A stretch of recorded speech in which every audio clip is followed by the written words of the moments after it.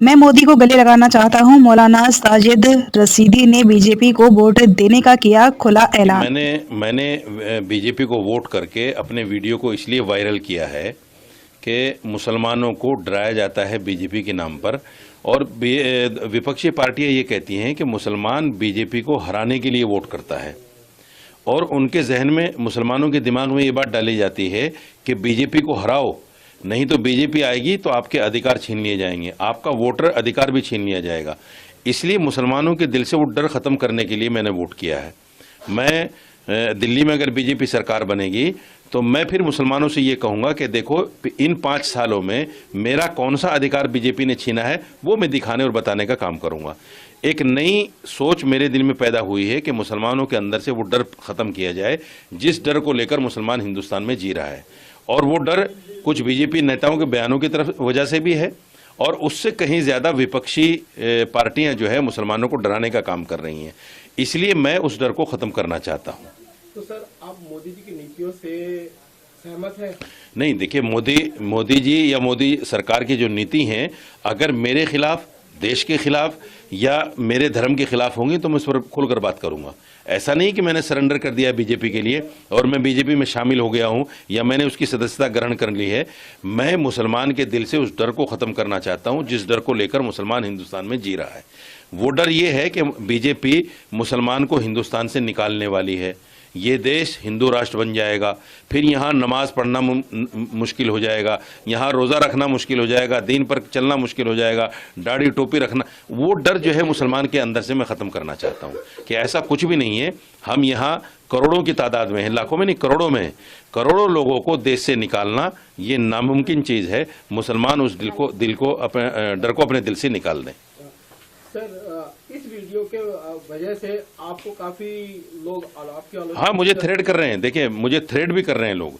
मुझे मेरे व्हाट्सएप पे कमेंट में जाइए आप, मुझे बाकायदा थ्रेड मिल रही है, बाकायदा मुझे डराया जा रहा है और कहा जा रहा है कि आप तो बीजेपी को बिक गए हैं, बीजेपी से आपने पैसा ले लिया है, या सीबीआई या ईडी का डर दिखा दिया गया है आपको भी। ऐसा कुछ भी नहीं है। न मेरी किसी बीजेपी के नेता से मुलाकात हुई, न बात हुई। मैंने तो मुसलमान के दिल से वो डर पैदा ख़त्म करने के लिए काम किया है। मेरे ऊपर बहुत सारी एफआईआर है, मैं 2-3 केसों में ज़मानत पर हूँ, लेकिन मैं फिर भी नहीं डर रहा हूँ। मैं फिर भी जो है सामने खड़ा होकर बात कर रहा हूँ और मोदी जी और मोदी सरकार की नीतियों के खिलाफ बात कर रहा हूँ, आगे भी बात करूंगा। ऐसा नहीं कि मैंने सरेंडर कर दिया। मेरा सीधा सा कहना यह है कि मुसलमान अपने दिल से बिल्कुल डर को निकाल दे।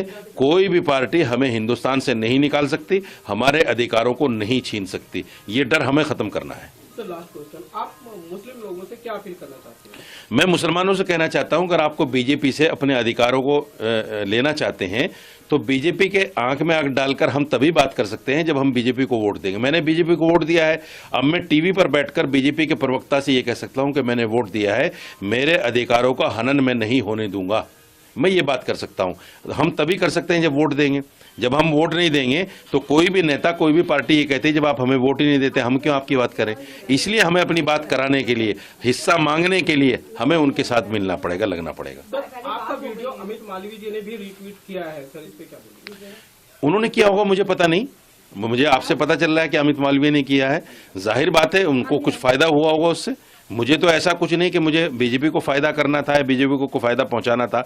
मैं तो एक मैसेज देना चाहता हूं मुसलमानों को, और वो मेरा मैसेज आपके माध्यम से चला गया। दिल्ली विधानसभा चुनाव में तीनों प्रमुख पार्टियों आम आदमी पार्टी, बीजेपी और कांग्रेस की किस्मत का फैसला ईवीएम में लॉक हो गया है। लेकिन इससे पहले ऑल इंडिया इमाम एसोसिएशन के अध्यक्ष मौलाना साजिद रशीदी ने बीजेपी को लेकर बड़ा बयान दिया है। मौलाना साजिद रशीदी ने कहा है कि उन्होंने दिल्ली चुनाव में बीजेपी को वोट किया है। रशीदी ने कहा कि मैंने जिंदगी में पहली बार बीजेपी को वोट दिया है। मैंने बीजेपी को वोट देकर उस परसेप्शन को तोड़ने की कोशिश की है जिसमें माना जाता है कि मुसलमान बीजेपी को वोट नहीं करते।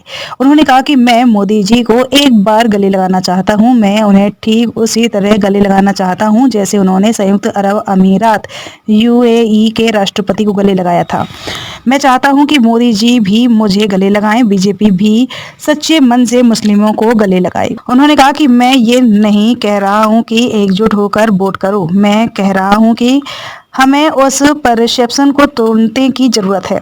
हमें उस परसेप्शन को तोड़ने की जरूरत है जिसमें माना जाता है कि मुसलमान बीजेपी को हराने के लिए वोट करता है। बीजेपी हमारे लिए अछूत नहीं है और ना ही हम कांग्रेस या समाजवादी पार्टी के बंधुआ मजदूर हैं। रशीदी ने कहा कि केजरीवाल ने दिल्ली दंगों को लेकर मुसलमानों के लिए क्या किया, कांग्रेस ने हमारे लिए क्या किया।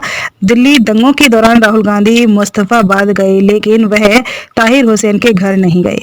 केजरीवाल ने तबलीगी जमात को निशाना बनाया और कोविड के दौरान तबलीगी को जिम्मेदार ठहराया। उन्होंने कहा कि सभी राजनीतिक दल मुस्लिमों के साथ एक जैसा बर्ताव करते हैं। ऐसा नहीं है कि कांग्रेस ने मुसलमानों के लिए कुछ ज्यादा ही कर दिया। जब हम किसी पार्टी को वोट करते हैं तो हम उम्मीद करते हैं कि वह पार्टी हमारे अधिकारों की रक्षा करेगी। उन्होंने कहा कि मैं अकेला नहीं हूं जिसने बीजेपी को वोट किया है, मुसलमानों ने भी बीजेपी को वोट किया है। मैं बस इतना चाहता हूं कि बीजेपी से डरने की जरूरत नहीं है, वे हमें इस मुल्क से नहीं निकाल